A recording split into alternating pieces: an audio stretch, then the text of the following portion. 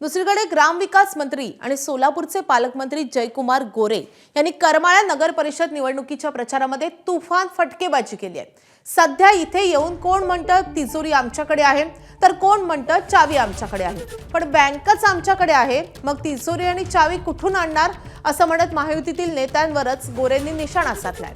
तसंच करमाळा नगर परिषद भाजपच्या ताब्यात दिल्यास पालकमंत्री म्हणून दत्तक घेतो असं आश्वासनही त्यांनी दिलंय। तेव्हा या राज्यातला प्रत्येक प्रोजेक्ट हा मुख्यमंत्र्यांच्या सहीने मंजूर होतो। कदाचित विसरतील लोक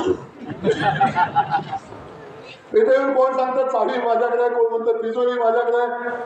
अरे बँकच आमच्या तिजोरी चावी कुठे काढला। एबीपी माझा, उघडा डोळे बघा नीट।